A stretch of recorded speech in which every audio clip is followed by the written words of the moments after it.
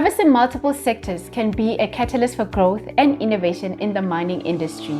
Diverse experiences shape industry leaders, and today's guest is a testament to that, having charted a remarkable course from gold, coal, and platinum mining. Mabatho Gaula is a pioneering mining engineer whose journey embodies the dynamic spirit of South Africa's mining industry. Starting her career in the depth of gold mines, she transitioned through the coal sector before finding her calling in platinum, where she now serves in the training department. In today's episode, Mabatho takes us through her journey in transitioning between different mineral commodities and the critical role of skills development in our industry. She'll discuss the evolving landscape of mining education and how proper training can enhance both safety and productivity in our operations. Mabatho, welcome and thank you so much for joining us. Thanks for inviting me. So, talk to us about life in mining. You started in gold, moved to coal. This is like some real remarkable cross-sector experience. How did you find yourself in mining, gold in particular, which is where you started? So, I think finding myself in mining is probably a story for another day.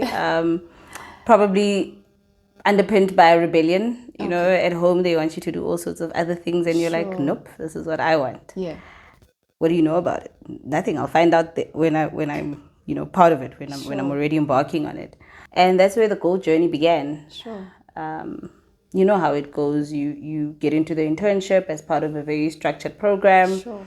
And then there are then certain milestones that you then set for both yourself and from a program point of view.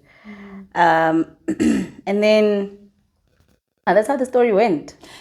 It was quite an adventure, sure. I must say. Well, now I can call it an adventure. Then it was terrifying. Yeah. But now I look back and I'm like, what an adventure. Yeah. Gold mining has got its unique challenges from the work conditions and the nature of the work itself. What would you say were the tough stuff and the great stuff when you were there? Let me start with the great stuff. Yeah. The great stuff, definitely the technical acumen and the technical grounding that it gives you. Yeah. I don't think it gets any more conventional than that. Sure. It really doesn't. All the way through, even from shaft infrastructure, even at shaft infrastructure level, all the way through to conventional breast mining, to the heat. Let's not mention the heat. It's hot. Yeah. To the steepness of the working places, to a gully that's, look, I'm 1.4, I'm like a good 1.43 meters tall, and I would work in a 1.8 meter high gully, 1.8 meter deep gully. And you can just imagine from a logistical perspective, I must find the shallowest point to go in. And it's those are just some of those things that ground you professionally to say, look, sometimes you really just need to dig deep, dig in, find a way to survive. Sure. So the first would definitely be the technical grounding. And mining brings the books to life. For me, gold mining brought the books to life. It was like, wow. And the second thing in terms of the grades is definitely the people for me. I think much of what I've learned in terms of on-the-job skills, I learned from the team I was with. Sure. And some of the relationships I've built that still exist even today are from that same team, are with that same team. So definitely those are the two greatest things about gold for me. One of the most difficult things for me was the culture. Yeah. It was rough. Sure. Obviously, initially you take it in your stride. You're like, no, I can do this. I can. Yeah. But at some point, it takes a toll on you. You're like, but why must I keep defending myself? And so those just form part of the challenges and finding your place. Yeah. Finding your place as an individual, and not just as another has been. I just like how you touched on the human element that is a highlight for you in the mining industry. Having learned from the people on the ground, I think it teaches you humility that even goes outside the workplace, wouldn't you say? Definitely. I think it teaches you it teaches you to acknowledge people firstly as people. Yeah, yeah. And secondly, not just as a means to an end, which is what overall production culture can tempt you into thinking. But one of the things that I really, really admire about our programs in general in the mining industry is they put you on the face with the people, so you can get an understanding of the fact that before I have an unreasonable target or I expect, which we will do, but you need to remember who you're working with, and those are the people that will show the most amount of care to you. They're people that can pick up when you're having a bad day. Yes. And I think, you know, those teams, they just make us so much more. I am not an overtime person, I'm not a public holidays person, but sometimes when you think of that team, you will get up. Yes. And you'll go make it happen. Sure. You know, so yeah, for me, definitely a highlight. So you've since left gold to coal. Why did you leave? Let's start with your reasons to just exit gold into coal, which is a different world altogether for you. So let's start with the exit. Yeah. I've always wanted to explore, but starting out in mining, you've got this temptation to be where you are and cement yourself there and stabilize there. And so I sort of almost felt that exploratory, intrigued version of me sort of disappearing into where I was. Sure. Yeah. And I had to have a conversation with myself to say, okay, let's look back at milestone. You said milestone X. Thereafter, you'll be ready to move around and you'll be ready to. But now there's the temptation of I'm getting appointed, and so and maybe I can then grow here, and but then I had to go back and say, but the passion is not a commodity specific. Sure. You want to explore mining. You want to understand mining. You want more than just what you've been exposed to here. Yeah. So take that and take it elsewhere. Sure. Let's put it to the test, take it elsewhere. So post reaching that milestone, I really did make that difficult decision of leaving. But also, I really wanted to grow beyond my current role. My then current role. Yeah. Because I was developing a one-track mind. Sure. I was starting to not see things for what they really are, focused on those tons, focused on. Yeah. So I needed to take a step back and reevaluate, think about what I really want. Yeah. And I'm grateful I did it. Sure. It was difficult because I didn't have a plan. The plan was, you know what, I want to study, and I want to explore. That's what I wanted. Sure. And then the coal opportunity opened. Sure. And I think you would know it's a rare one. Yeah. It's very rare. You hardly ever get to move from hard rock straight into, luxury type rock, because I always refer to coal as the luxury type. Okay. Is it even a rock, type thing. And then I got this once in a lifetime opportunity of actually exploring it. Yeah. And for me, it was perfect. Sure. It's the kind of mind you get there and you're like, wow, people work here. Oh my goodness, Yeah. Yeah. So what work did you do in coal? Because I can imagine if you've started in hard rock and you moved to coal, it's a different world. There's different rules to the game, and you were in that productivity space. And jumping into coal is something completely different. What were you doing there? So ideally, in the ideal world, I would have loved to move production to production. Yeah. Like I said to you, in my experience, as far as production is concerned, you think a certain way. Yeah. And for me to step back, kind of open up that horizon again, took me back to mining as a discipline, Mabatho, not just what I've made it out to be. Yeah. And I would have wanted to take that thinking, from where I was into coal. Yeah. But it turned out differently. And you can't just jump. You've got a hard rock occupational qualification, and the requirements on coal are different. Yeah. So I went into a service department. Yeah. I was prepared, to walk I was prepared to do the long game. I was prepared to, let's start from scratch. And so did you, being a service department limit you, and did that give you some kind of frustration in terms of career growth? I wouldn't say it was limiting. As you know, with service department, it's relatively, the structure is relatively flat. Yeah. Which is not what it is in production. So for me, it was a matter of, okay, if I choose this growth in this area, then I'm probably going to be stuck here. Okay. Hence, I tried to reach out and try to, play the spider type game. Where can I do what? Only to find that in actual fact, it was going to take me quite a bit. Did I not try? I did. Okay. Look, I did try. And as I was trying, I think the production back bit again. I got a call from a recruiter, and then it planted a seed. I was like, I can actually go here, and then, the step up is a little bit quicker and easier.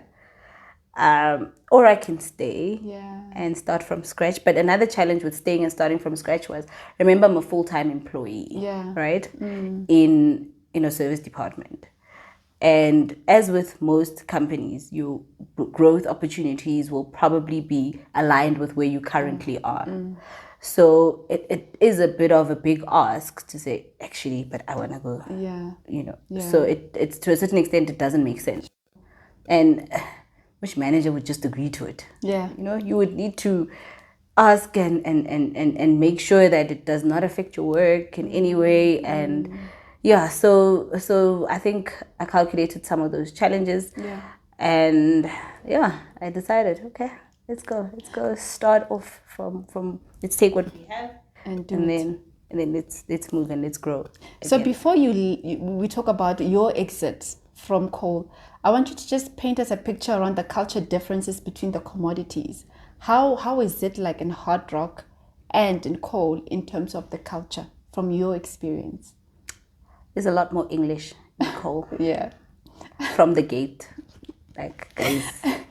Where's Hoa? There's like the smell of coffee.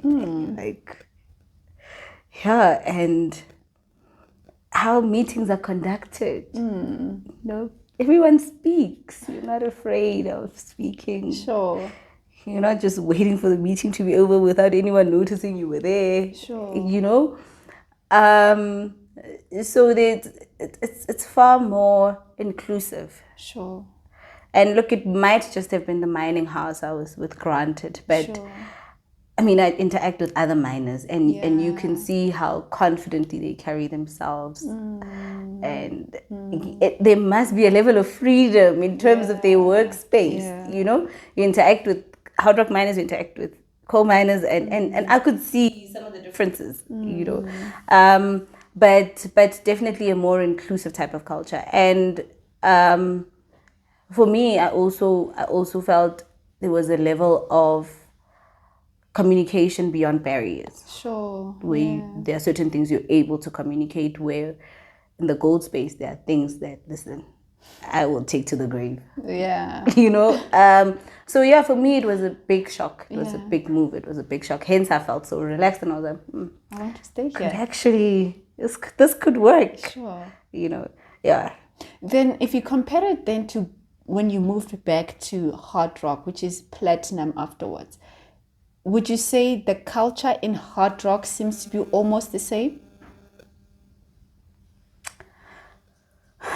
No. Okay. I wouldn't. Sure. I'd say the challenges are similar, but I don't think the culture is necessarily the same. Because when I moved to platinum, it was also another culture difference. But this was more based on geographic location than it was workplace culture. I also did find that although you will always have pressure stuff, that's the nature of mining. But I found that the solutions were in sight. It's easy to find someone to help you. Sure, it's relatively easier. Sure. So I'd say the cultures, it's different, man. It's different, but it's different in their own ways. Yes, you will still have similar challenges, like I said. but navigating around them was a lot easier in platinum than I ever did in gold. Yeah. But also, I think maybe the experience factor and the muscle you grow as you go along, and you're just like, listen, I will do it. I'll bamboozle my way if I have to, but I will do it. So maybe that counts as well in terms of navigating around the challenges, but I think they're different. I really think, in fact, I'm even wondering if across commodities you don't have culture differences. But yeah, there are differences. You actually bring us to this. You know, a lot of people, especially miners themselves, refer to mining as hard. And somebody outside can say, I mean, you chose to be a miner.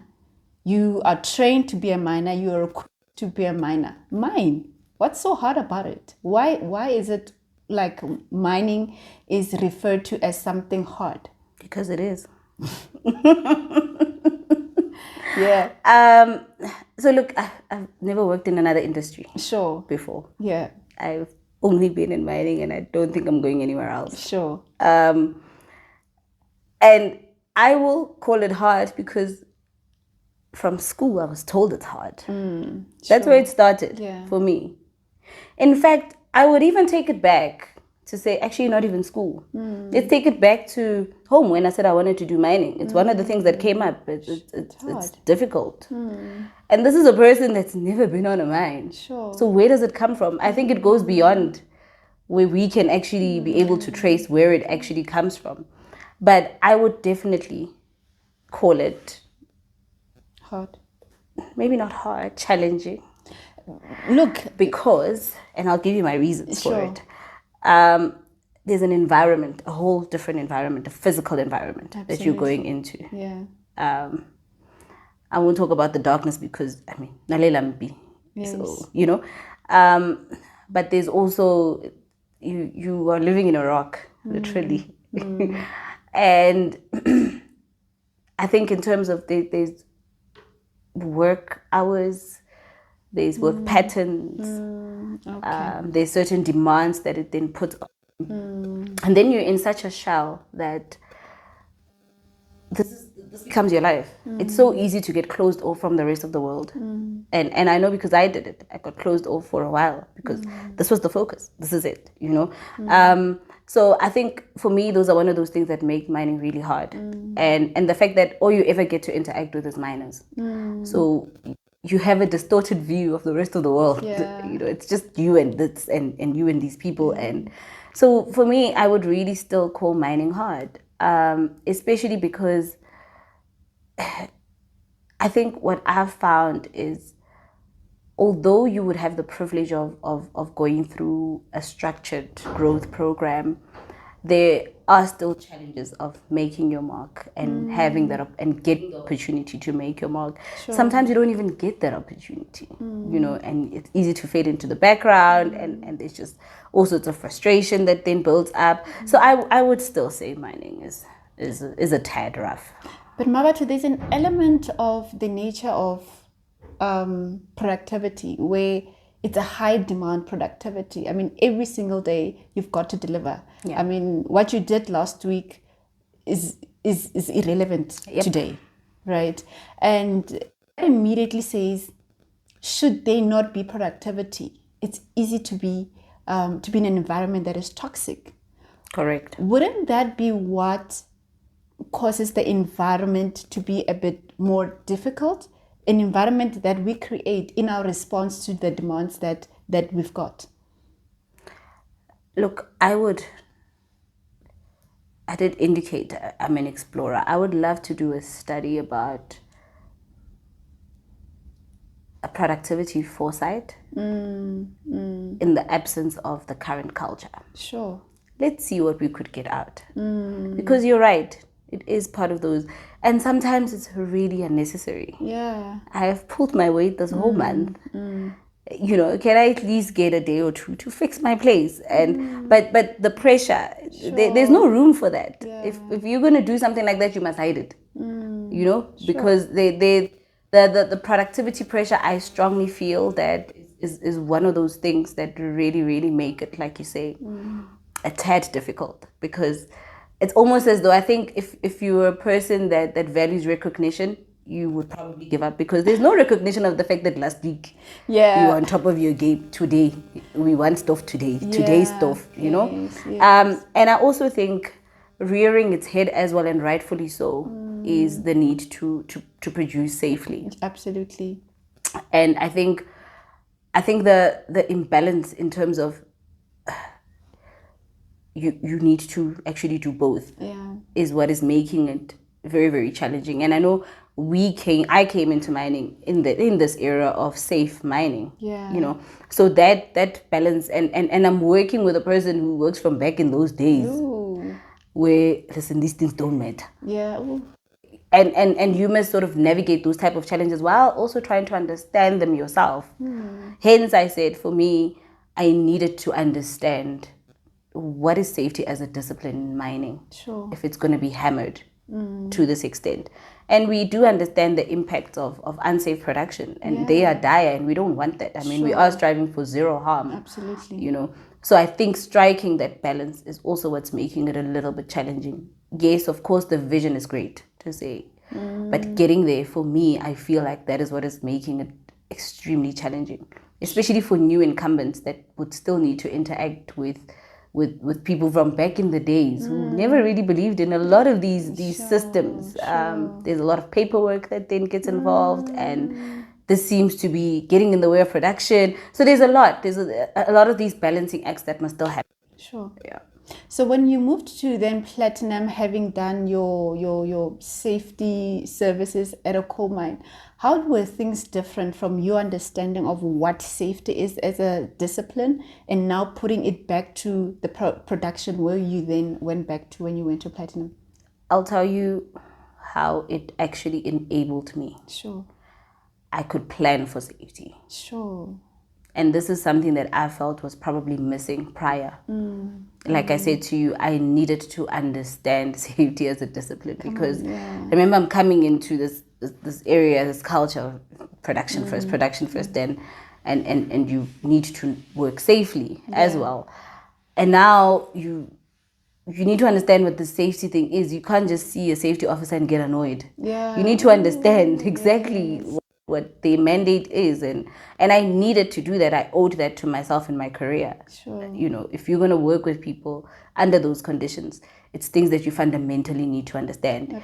And I'm grateful that, you know, I was able to recognize that as a shortcoming and take a step back. Fortunately, I got an opportunity to understand it more, understand it better. And I can definitely say in Platinum, I planned for safety. I planned a bit more safely. And by that, I'm not saying, you know, changing the game or changing how the mine functions, or it definitely is in the little things, ensuring that people are equipped. In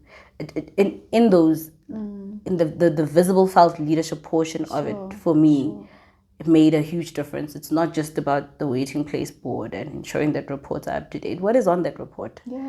Does it adequately cover what we need to mine safely? Am I going to have to be the person that stops the place? Because, you know? And it's definitely those things, and allowing, you know how management visits are just those things you want. But for some reason in Platinum, my view was one that, from a service department point of view, these people are supposed to help me. They're supposed to help me make recommendations based on their area of expertise, and together we're supposed to make this place safer. That's good. So for me, that move enabled me a little bit more. And it opened up, for me, it opened up in terms of my way of thinking, to say, yes, we are here, we're mining professionals, but we don't know everything. And it's wrong to assume that the people we work with know everything. You know? So how do we equip each other a little bit better? How do we see a gap and fill it? So yeah, for me, that move, it doesn't mean Platinum was just smooth sailing. No. It still had its own challenges, but from a safety perspective, I think my mind was a little bit more open to. Let's talk about your move then to the training department. Tell you what, it's very rare to find an engineer moving into the training space, which I think you subsequently did. I think especially at the mines themselves, where they then moved to that training department, how was the move like, and why? How did you decide to move to training? So that's actually got a very historic type of background to it. Sure. I've got two passions Yeah. that I've always sort of had a vision of not having them compete with one another.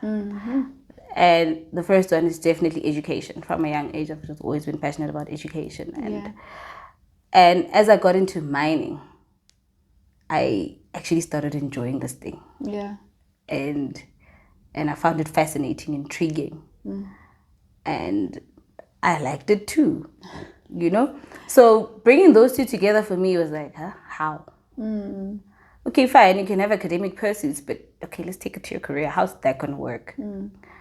And I figured, I'm like, wait a minute. How were you rendered competent? There definitely was a lot of developmental work that went into somebody designed a program for you. Sure. Might not have been an individual, Yeah. might have been industry informed, but there's a body that clearly ensured that you're enabled. Yeah. And for me, that's where the penny dropped to say you don't necessarily have to leave mining to pursue this other passion. Absolutely. How do you bring the two together? And the navigator started to say, okay, how can I? And I think when you how can I enough, eventually a door opens. But that's where that comes from. Yeah. The fact that I don't want to leave one for another, or I can run both. Okay. And that's where that move. That's how that move actually came about. And I wouldn't even call it a move. Yeah. You know, I'd call it. I'd still see myself as being in mining. It's just a different stream now. You just didn't assisting to inform what goes into curricula, what goes into training programs. Yeah. And this is based on both experience and observations, as well as other people's experience and observations. And you get to integrate this with what broader industry is doing and broader industry's experience. Sure. And this then gives a melting pot of info that you can actually always source from. And for me, I would say if we are going to optimize, I mean, if I could sit and say, at this level, I can actually admit I don't know all the things that I need to know. Yeah. When I do notice that gap, where do I go? Is there a person I can speak to about freely at that to say, actually, there might be a gap here, maybe a crash course or two, or info that's readily or easily available for me to refer to would assist. Yeah. And ultimately, if I have info on hand and I'm sure about what I'm doing, am I not creating a safer workspace? You know, so it really was for me about, you know, equipping people. And I know education, it's got this very formal connotation. Yeah. But being in mining has equipped me with saying, even the development of a skill, for me to be able to see that this thing is not a crack, actually. Yeah. It could be a discontinuity. For me, that's a skill that it's a skill that can be used by anyone to save a life. Yeah. If you can recognize that this could be a potentially dangerous situation, you can deal with it accordingly. Sure. So for me, it goes beyond tedious induction. And it goes beyond that. It just goes to say, how do we make that contribution? How do we make our mind safer? Miners have got this pride. You could even see with how they walk, especially the guys in the production space. And I love it. Would you say when you made the change into the training part, you sort of let go of that thing that you were so proud of and stepped into training, which was like, let me try it out, but that pride thing, you were reluctant to even let it go? Or you just stepped in and realized, I actually love it, and it's just a lot more, there's life outside of the production stream? I still fight it. Sure. To date. Sure. You're right. It's like a bug that bites. I still fight it.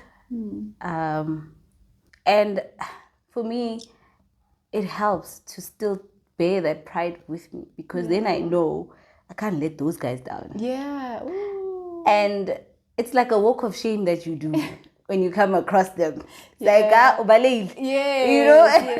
A part of you wants to be like, actually, I can ballet and I can come back. Yeah. But then you're also just like, listen, remember why you're here. Remember the goal. So you're absolutely right. And I fight it almost daily. But yeah, I think I'll learn to navigate it. I mean, it's only been, 3 years? Sure. So yeah, I'll learn to navigate around it. But yeah, it's a bug that bites. Let's talk about now the important work you do in training. When we there's a lot of systems that, from the training perspective, we're introducing to the operations, right? And I think you also just mentioned a bit of more paperwork or some of the administrative work we need to do to ensure that, we are ultimately safe and skilled to do our work.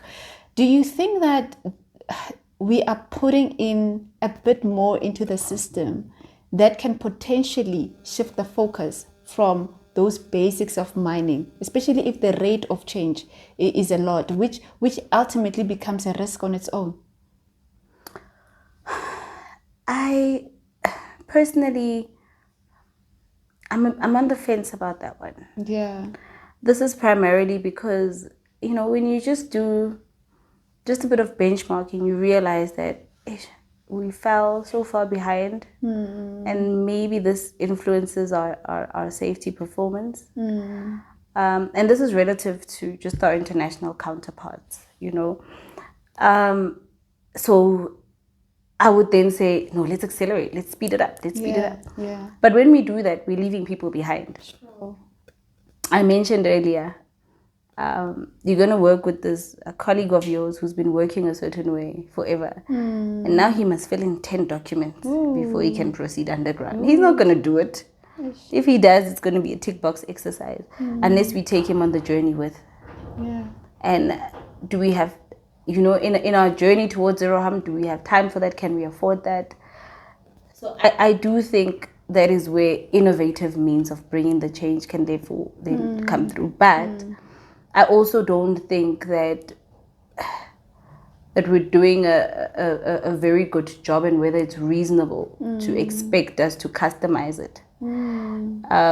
Because remember, chances are we'd use a blanket approach from a best practice point of view. Yeah. It might not necessarily suit the entire audience. You might be leaving someone behind. But I think it's worth exploring. I do think it's worth exploring. And I do think that we can still do a lot more in terms of how we deliver learning. I think it can be easier, can be less tedious. Sure. And it can definitely be more interactive by creating a space where, even in the learning and development space themselves, people are free to say, this is what you say here, but actually, this is what we do. Yeah, this is what we do. And maybe this should align more with what we do than me trying to condition myself to do what you're saying. That there possibly are other avenues we can explore to still produce safely. Yeah. So for me, that's what it's opening that door to say, maybe we do need a bit more research. Yeah. Maybe status quo isn't always best. Maybe we do need a bit more research, and we do need people that are a little bit more passionate about, let's find new ways. Let's change how we do things, and maybe we can then have a industry. Mabatho, and you just touched a little bit on it, and I want you to expand on it, that there's people who've done the work for a very long time, and they believe it's the best way to do it. And from the learning and development space, you are thinking to do it safer. This is perhaps how we do it. And there's generally that resistance, particularly from the mature workforce. How do we rope them into that journey for them to understand the importance of doing it and still believe we can achieve the same results? How do we breach that gap? Because I think it could fairly be quite big. I agree with you. And I think one of the things that we should probably put at the forefront of trying to answer that question is the fact that we acknowledge and we value the valuable contribution. Absolutely, yeah. I think they are, work alongside that person and you'll know everything you need to know. Yes. Because we need to acknowledge that. And I would definitely vouch for more of bringing them into the change than just delivering a change product to them. Sure. Doing the groundwork.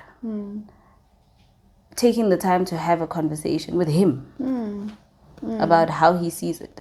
Remember, all these market plans that he's done, they come from somewhere. Yeah, tested and proven. Exactly. So why not have a conversation, involve him in the process as the subject matter expert that he is. Yeah.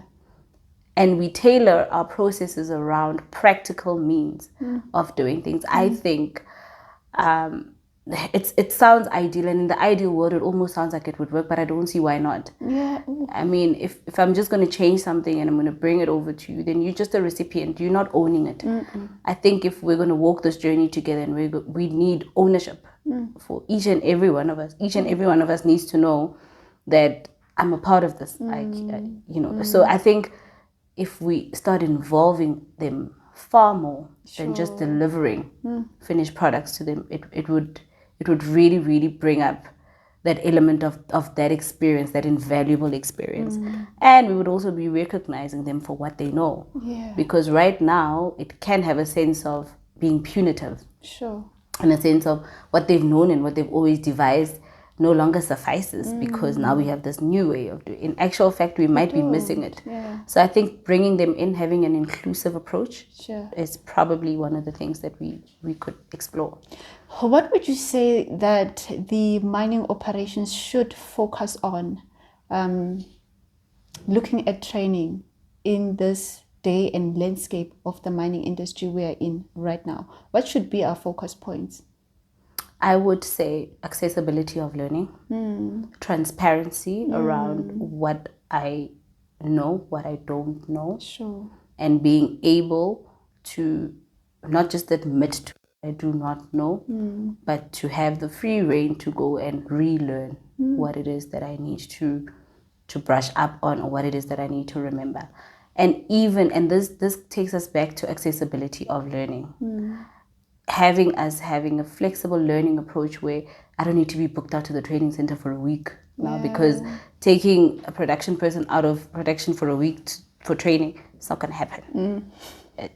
True. If it happens, it's a big fight. Yeah. So I would say accessibility of learning. And what would that look like? I think we're in the era where everything is literally on our fingertips. Sure. If as a miner I'm able to access a module about barring, a module about discontinuities that is informed by geological reports that are site specific, and that is put at my fingertips like a feed, I am definitely going to go through it. Yeah. And it engages me. And in engagement, we get retention. Yeah. And this is what we need. And when it changes, inform me that it's changed. Don't now force me to, I must go through induction for 7 days because something has changed. No. Inform me, So I think it could definitely be a bit more flexible, rapidly informed, and accessible. Yeah. And this should definitely be followed by on-the-job, because I think on-the-job training forms a huge component. Absolutely. Of not just our retention, but our application of what we know. So those would be the three focus points that I'd say we could probably look at as an industry. How would you say mining has changed your life?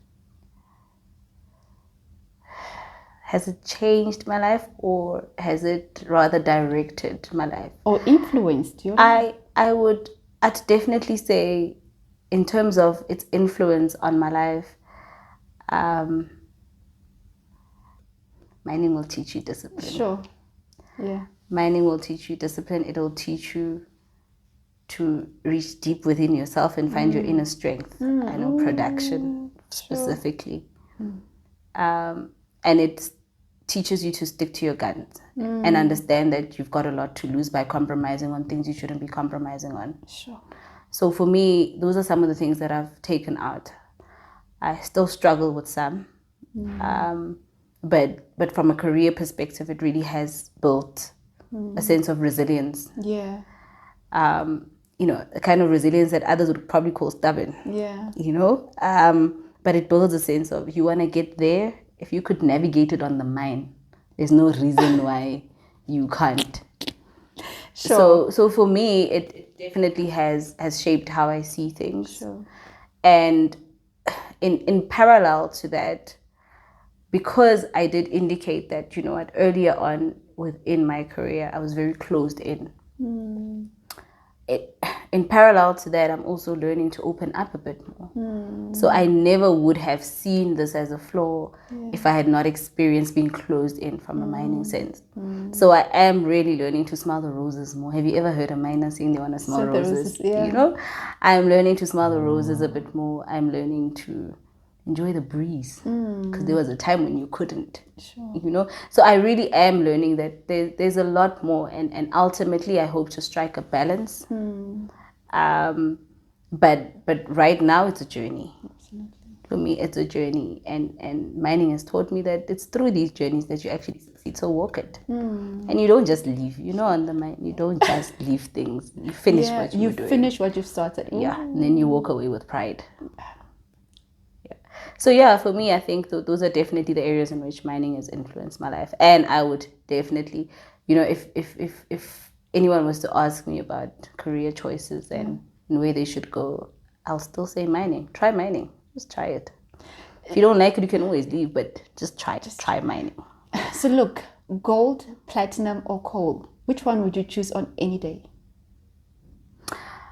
I wouldn't choose what I know. In fact, I'd choose a cave, because I would still like to experience a cave. Unfortunately, we do have a block cave, so here's to the universe. It wouldn't be any of the ones that I know. Sure. It would probably be a cave, because I'd love to explore it. I'd love to, you know, understand its dynamics a little bit more. Yeah, so it would definitely be one that I don't know. Sure. Mabatho's journey through gold, coal, and platinum mining reminds us of the diverse opportunities the industry offers. Whether you're just starting a career in mining or looking to expand your horizon, remember that every sector has a unique lesson to offer. Until next time, keep exploring and keep learning. Thanks for watching.